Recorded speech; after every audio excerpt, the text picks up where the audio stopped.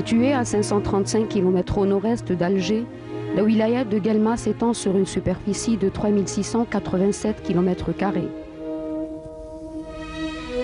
Occupant une position médiane entre le nord du pays, les hauts plateaux et le sud, Guelma a des frontières communes avec les wilayas d'Annaba, Ataraf, Sougaras, Ombouegui, Constantine et Skikda.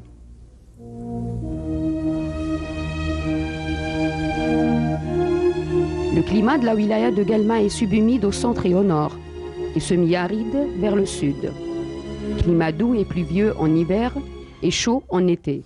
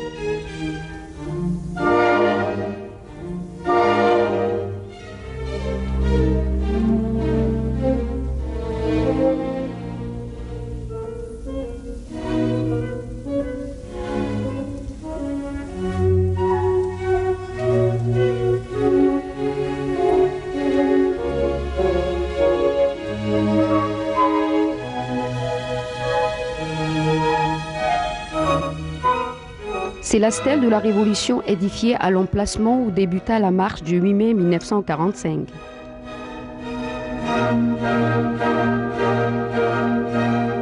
Le centre-ville de Guelma reste fixé dans l'ancien damier colonial. Espace très animé autour de la place des Martyrs, des Halles et de la célèbre rue d'Anouna qui, depuis plus de 100 ans, reste la grande rue commerçante de Guelma.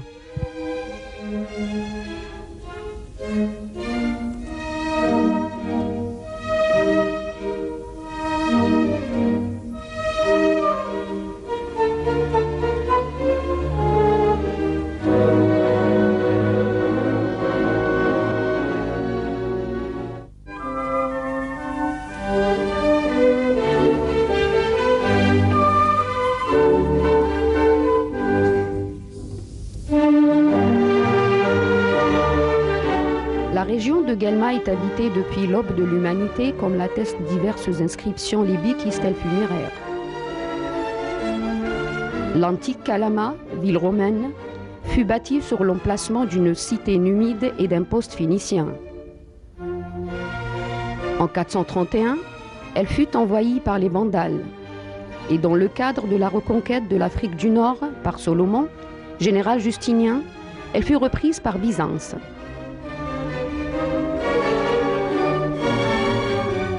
Au 8e siècle, elle connut les premières conquêtes arabo-musulmanes et prit la domination de Guelma.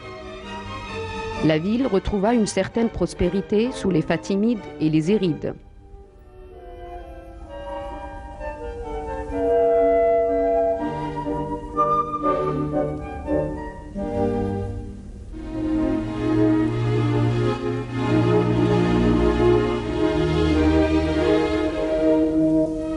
En 1834, ce fut l'occupation française. Guelma fut reconstruite sur tout le site antique. Entourée d'un rempart, percée de 5 portes, la citadelle resta conforme à l'enceinte byzantine.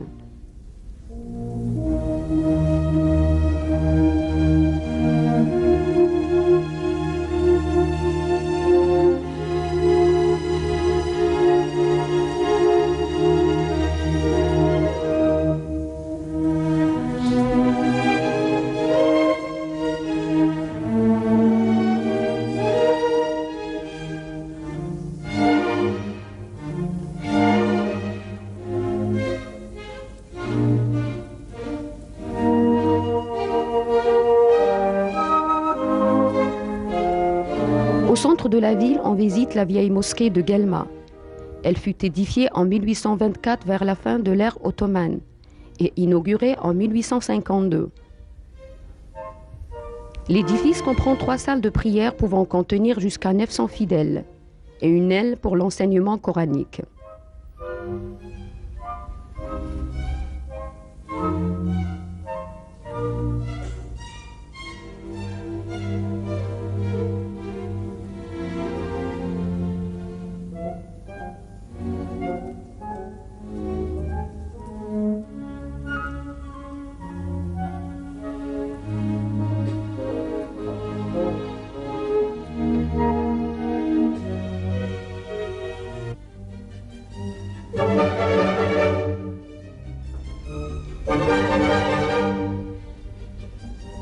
À partir du 1er siècle de notre ère, Calama devint municipe, puis colonie pour constituer avec Hippone et Sétiphis les principaux greniers à blé de l'Empire romain.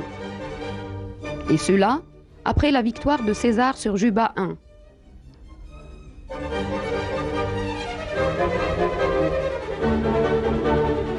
Il reste d'importants vestiges antiques à Galma, thermes, cisternes et surtout le théâtre romain érigé sur les bases d'un théique. Son orchestre est demi-circulaire. Ses gradins peuvent contenir jusqu'à 4500 spectateurs.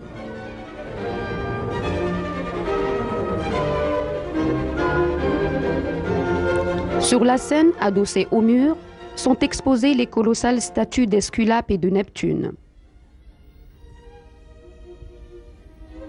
Bâti entre 198 et 211, il fut édifié durant le règne de Septime Sévère. D'un montant de 400 000 sesterces, ce fut Aniaye à Iliaye, Restitutaye qui donnait l'argent pour sa construction. En ruine au XIXe siècle, il fut restauré vers 1908. C'est le théâtre antique le plus complet d'Algérie. Le théâtre de Guelma abrite un musée riche en collections de statues, sculptures et mosaïques, provenant la majorité des fouilles entreprises à Madaros et Khmissa dans la wilaya de Sougaras. Le musée possède encore d'importantes collections d'objets en bronze, monnaies, poteries et lampes à huile.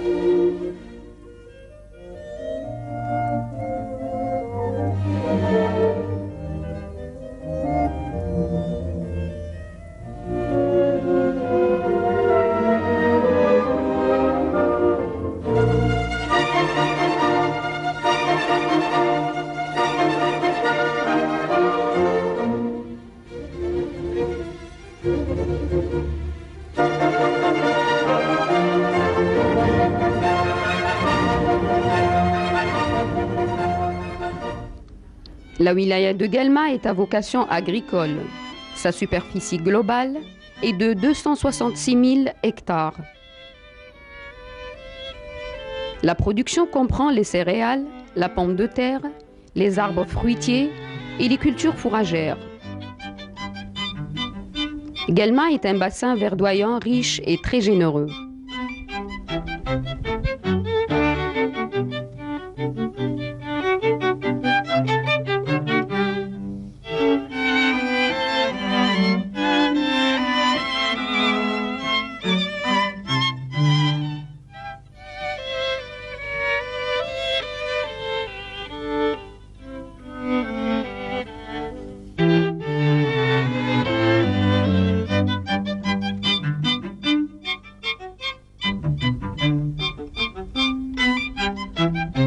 Créée officiellement en 1883, la paisible ville d'Héliopolis est située à 5 km au nord de Guelma.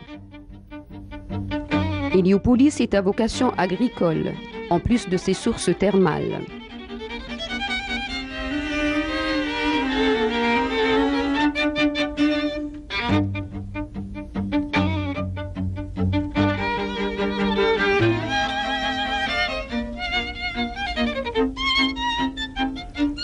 Enfouis dans la verdure oliviers et orangers, on y trouve le moulin Mermoura, ex-moulin-la-vie du nom du plus grand colon de la région.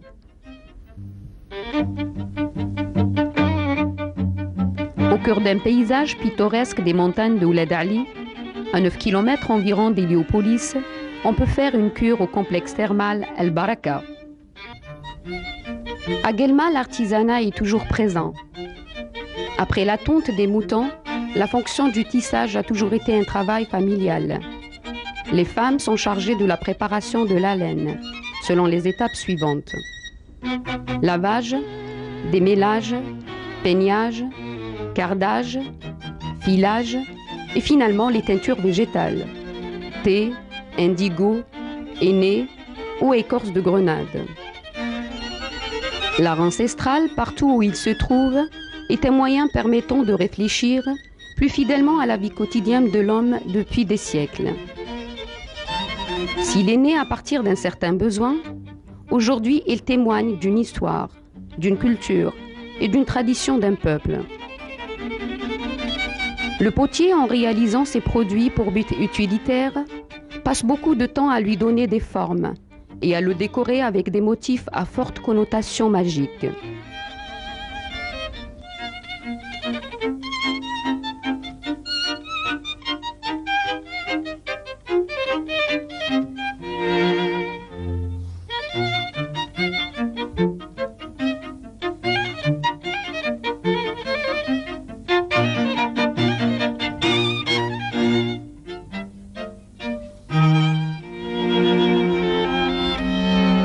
Djbel Maouna, grand massif gréseux, semi-forestier, culmine à 1411 mètres. Il sert de station d'altitude et de lieu de détente pour les guelmis. Durant l'hiver, la montagne est souvent enneigée. L'été, la cuvette de Guelma est surchauffée, alors que l'air est toujours frais à la Maouna.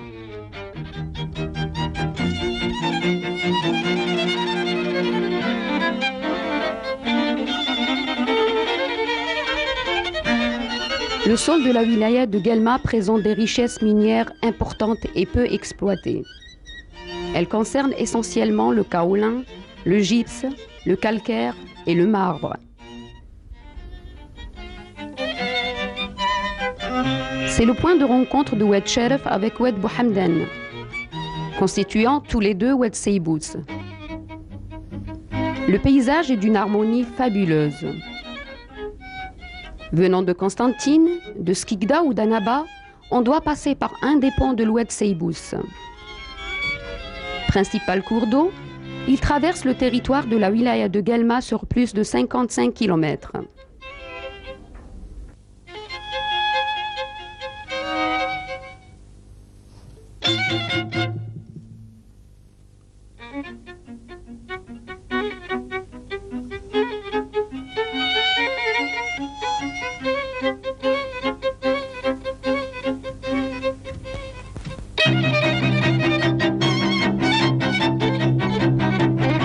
À 2 km de la commune de Roknia, dans un plateau de culture verdoyant au pied de Djbel Dber et dominant l'Oued par un escarpement, c'est là que se trouve la nécropole mégalithique la plus importante de l'Afrique du Nord.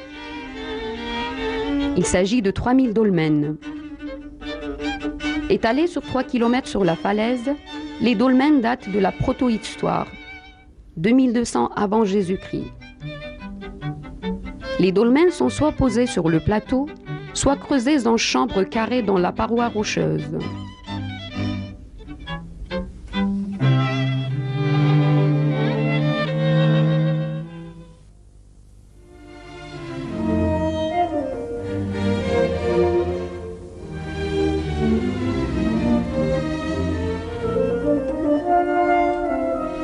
Dans la daïra de Sellawa Anouna, on visite le site des gravures rupestres de Khenget Lahjar. Le rocher supportant les gravures est situé à l'entrée de la gorge de l'Oued Boufraïs, affluent gauche de l'Oued Cheref.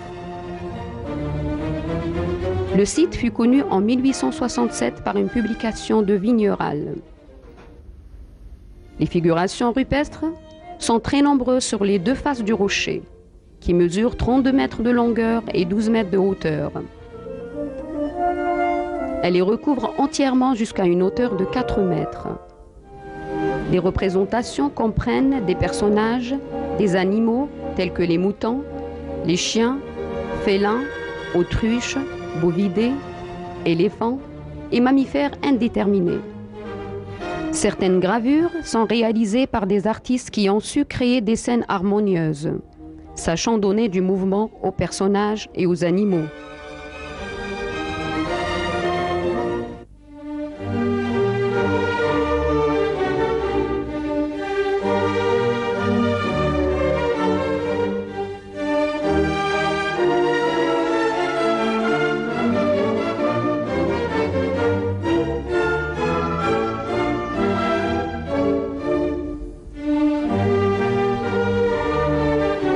Située sur un plateau qui domine les rives de Bouhamden, à 20 km de Guelma, la station thermale de Hammam Dber, connue sous le nom de Hammam el-Mesroutine, ses eaux sont disséminées autour d'un axe de 5 à 6 km de longueur. Les Aquatibilitanae étaient bien une station thermale romaine, qui existait vers le IIIe siècle de notre ère. La cascade de Hammam Dber vous offre un aspect des plus pittoresques de la nature lorsqu'on aperçoit ses voiles de vapeur.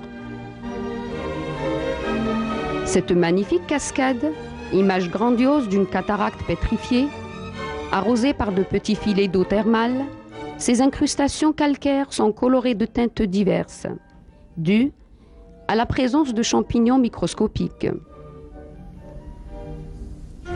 Les eaux de Hammam Dber émergent à une température de 97 degrés. Elles semblent être des plus chaudes au monde.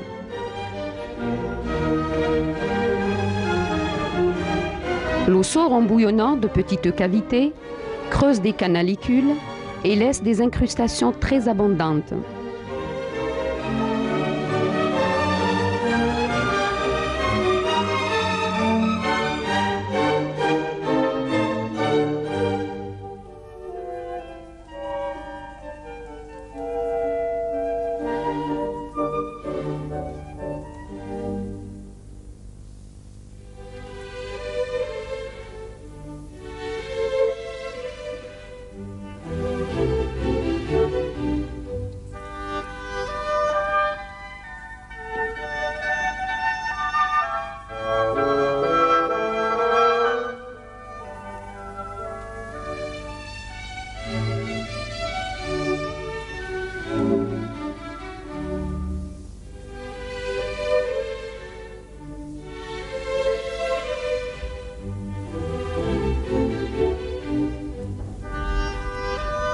Les sources de Hammam Dber, au cours des âges, ont construit en se refroidissant des formes étonnantes, autour desquelles les habitants ont bâti la légende de la noce des mariés. Hammam Dber vous offre un séjour des plus agréables.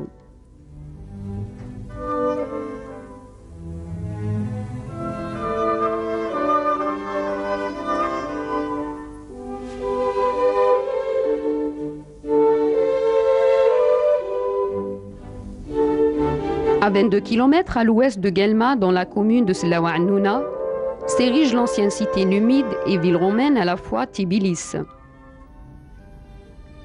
Tibilis fut le chef-lieu d'un pagus. Le site comprend plusieurs monuments. Arc de triomphe, un forum, des églises chrétiennes, la Porta de Baie, un marché, un baptistère, un quartier résidentiel des notables de la ville et une voie d'allée de 170 mètres de long.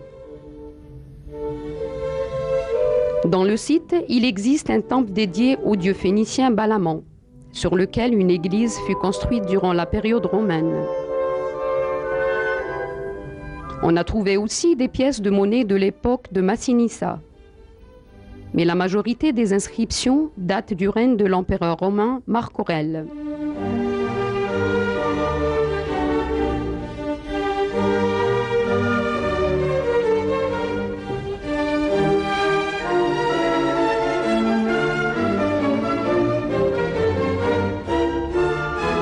Dans un cadre de verdure très agréable, à Tibilis, l'histoire et la beauté se rejoignent.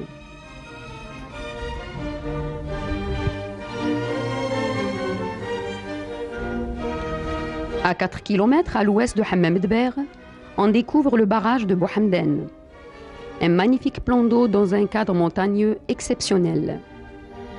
On y trouve des poissons des eaux douces. Le barrage offre détente et repos pour les familles souhaitant pique-niquer et les curistes venant de la station thermale de Hammam Dber.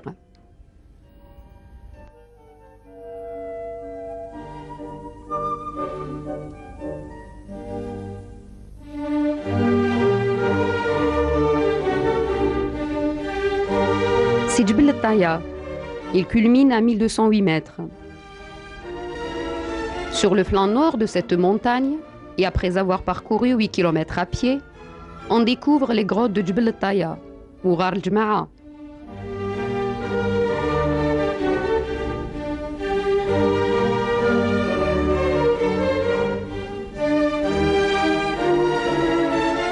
Pour explorer l'ensemble des grottes, un équipement spéléologique est nécessaire.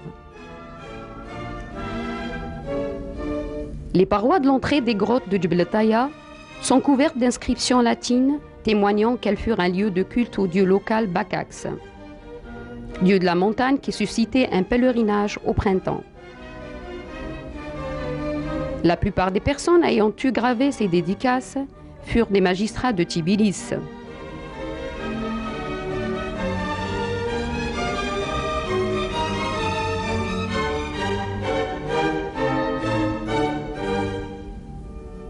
Ghar al-Jma'a conserve jalousement dans ses entailles les concrétions les plus mystérieuses.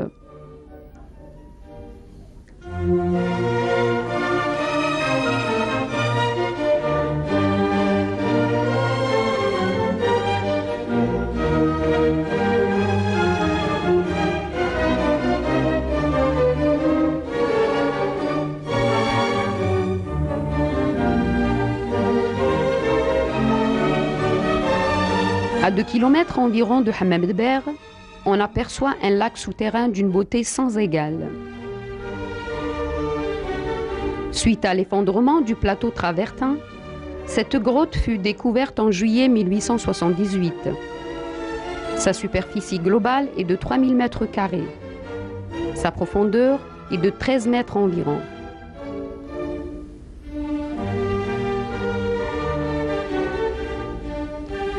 À le contempler, ce lac souterrain est réellement envoûtant.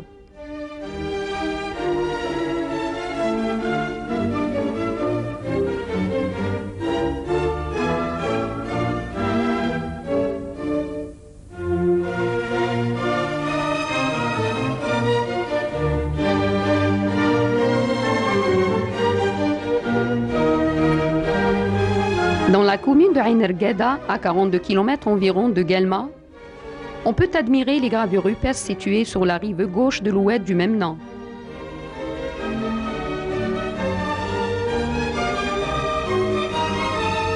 Les gravures rupestres ont été découvertes vers 1965. Il s'agit d'un dessin rupestre dédié à Hercule et d'une autre gravure représentant une antilope.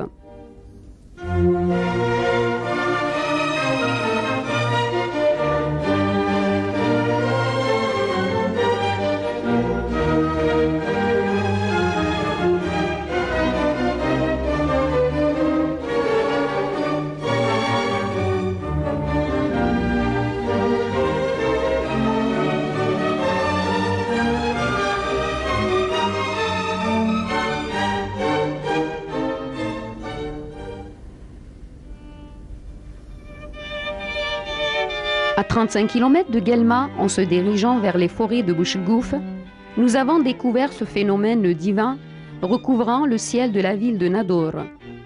C'est une brume matinale.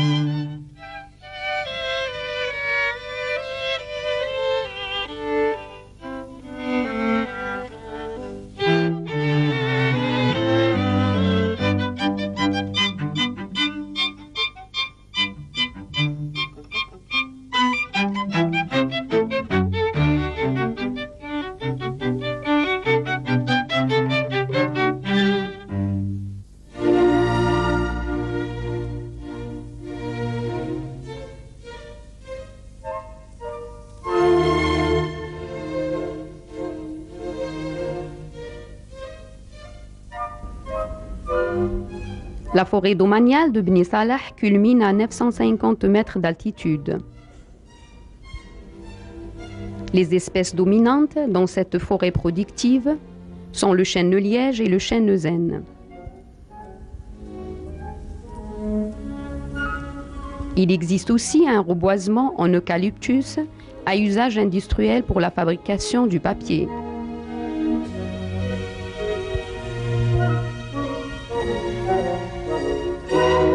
La superficie forestière de la wilaya de Guelma occupe 29% de son territoire.